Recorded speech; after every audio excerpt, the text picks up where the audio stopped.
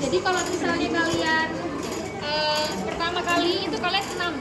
Kalau nggak memenuhi 6, kalian tambah 6 lagi. Kalau nggak memenuhi tambahlah 12. Itu ya.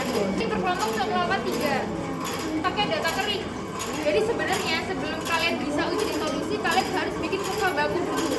Harus dapat rumus ini dulu. Baru kalian uji di solusi, biar datanya itu tuh dimasukin ke rumus ini. Gitu. Ini pakai paracetamol standar. Beda perlakuan lah. Kita kayak biasa kalau mau praktikum kan kadang bikin kurva baku dulu kan. Nah kayak gitu. Nah sekarang ini saya kasih data keringnya. Data keringnya kayak gini. Kalian nanti per kelompok hitung YBX plus A nya dapatnya berapa dan R kuadratnya berapa. Setelah itu sebelumnya dari data ini sebenarnya yang nggak boleh masuk tuh yang mana? Yang 0,1 sama 0,8. Kenapa? Karena data yang diterima 0,2 sampai 0,8 ya. Tapi ini ya 0,1 sampai 0,8 gitu ya. Nah setelah kalian nanti hitung ya pakai kalkulator dapatnya berapa. Kalau udah dapet YBX plus A nya, R kuadratnya, ini ada data absorbensi kalian. Tadi kan kalian chambernya ada 6 kan? 1, 2, 3, 4, 5, 6. Nah kalian berkelompok juga gini kan? Ini kelompok 1, ini kelompok 2. Nah anggaplah kalian itu kan cuma melakukan 3, jadi dapat datanya 3. Anggaplah gitu aja. Tapi harusnya melakukannya tetap 6. Nanti kita sesuaiin kalian dapat datanya berapa, nanti saya sesuaikan memenuhi syarat atau enggaknya gitu. Jadi nanti teman-teman gini, dapat ini kan, terus kalian masukin ke rumus YBX plus A, kalian akan dapat angka apa? Dari ini dapat yang mana? X. Dapat X-nya, kalian akan dapat X kan? Nah X ini FP-nya itu 50 dalam ini. FP itu apa sih? Faktor pengenceran. Jadi ketika kita masukin larutan ke spektro, kalau datanya terlalu tinggi kan nggak boleh dipakai kan, karena syaratnya 0,2 sampai 0,8. Berarti kita harus encerkan. Nah, FP-nya itu saya kasih 50 buat kalian masuk perhitungan. Terus misal dapat X itu satuannya apa sih? ppm kan? Iya. ppm atau satuannya mikrogram per mili. Jadi data angka kalian itu cuma per mili, sedangkan tadi larutannya berapa mili? 900. Berarti X nya dikali berapa? 900 kali 900 dikali sama 50. Itu ya, nanti gitu. Karena ada FP-nya, kalau nggak ada FP ya udah nggak usah dikali FP. Tapi di sini FP-nya pakai 50, itu dari saya ngasihnya. Jadi kalian jangan bingung dapat dari mana, itu saya ngasihnya FP-nya 50. Terus volume larutan ini kenapa kita harus kali 900? Karena satu tablet itu kan larut dalam 900. Kalau kita mau mewakili satu tablet harus 900, udah nggak cuma semili doang. Kalau semili doang berarti cuma 1/900 kali 500 mg. Nah itu kecil banget mewakili satu tablet. Kalau misal cairannya itu 1000 ml, ya udah kalinya 1000 ml gitu. Ikutin cairan di wadahnya itu berapa. Ini kan berarti X kali 900 kali 50 gitu. Nanti kalian dapat angkanya itu mikrogram satuannya, karena kan ini mili, ini mikrogram per mili, ini yang mili, ini dicoret itu kan. FP kan gak ada satuannya, berarti tinggal satuannya mikrogram. Mau kalian ubah ke miligram boleh gitu. Nanti angka ini, si X ini, X miligram itu nanti kalian per sama 500 mg, karena PCT-nya 500 mg ya. Terus kalian kaliin 100%, udah dapat berapa gitu. Ini hasil dari apa Bu? R2-nya itu. Hasil dari apa yang mana? Yang ini Ya. dari sini. Foto pengenceran.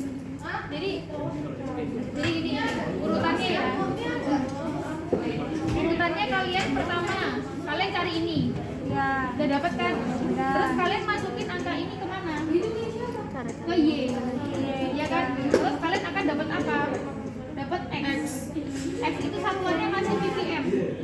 Part per million atau mikrogram per mili. Jadi dia belum mewakili satu wadah chamber. Dia baru per mili doang.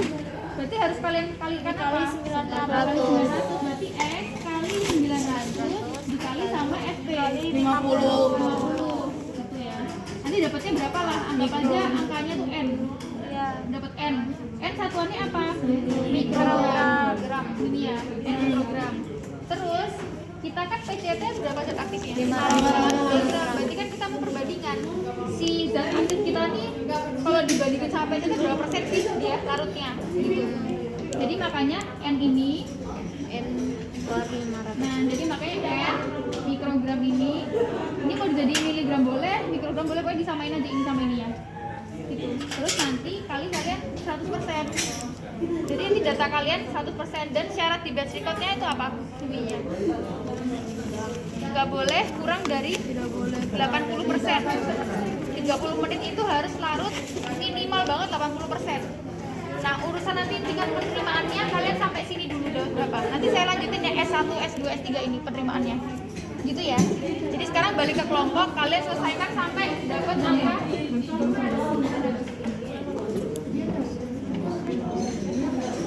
rumusnya ya. Berarti kan tadi penjelasannya satu-satu ya. Kalau ini intinya, kalau dirangkum Nah, ini kan nanti yang akan dicari itu adalah mana tadi kamu tadi? apa? Ini. Ini konsentrasinya berarti kan yang akan kalian cari kan? Iya, Ibu. Benar nggak? Ya. Dapat dari sini kan? Ya. Benar nggak? Ya, Benar nggak? benar Ya, Bu. benar. X dari sini. FP-nya? FP-nya 50. Tadi yang ditentukan 50, 50%-nya? 900. Masanya? 500. Jadi yang ini sama aja, cuma Sama ini aja. dijadiin satu semua gitu ya. Pakainya Jadi ini aja. diingat kalau sudah disuruh cari persen kadar, rumusnya ini. Ya, kalau nanti jangan sampai ada pertanyaan lagi Bu, dapat ininya dari mana? Ya pasti akan ada muncul pertama kali dengan cara Berarti tetap harus pakai IDX tambah A-nya dulu kan baru bisa masuk. Betul. Misalnya kamu sekarang di solusi kadarnya dapat dari mana? Kamu ngelakuin di solusi tadi tuh, lama banget. Kadarnya dapat dari mana kalau tidak dibuat persamaan kurva? Ya kan? Nah sekarang saya coba ulang lagi. Ini apa ini artinya?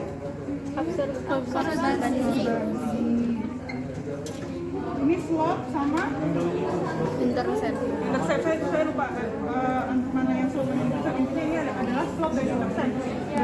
X-nya adalah Kadar.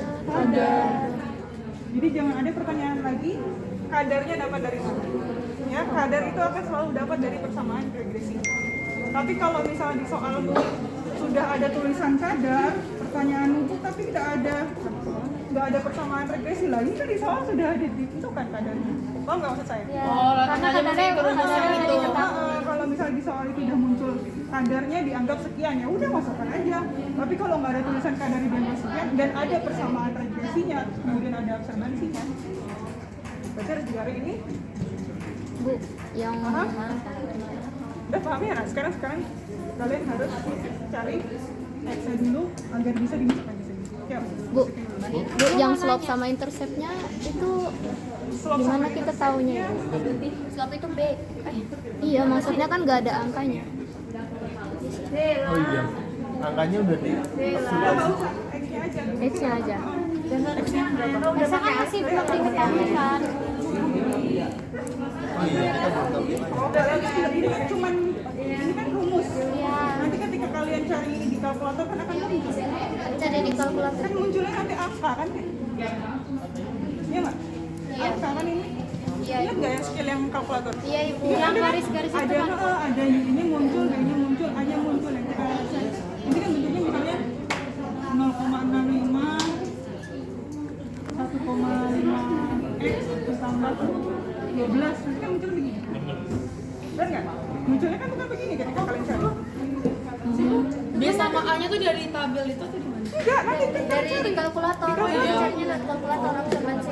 di kalkulator kan ada B, A-nya tuh ada. Ajarin Mek. Terus ini muncul dari mana?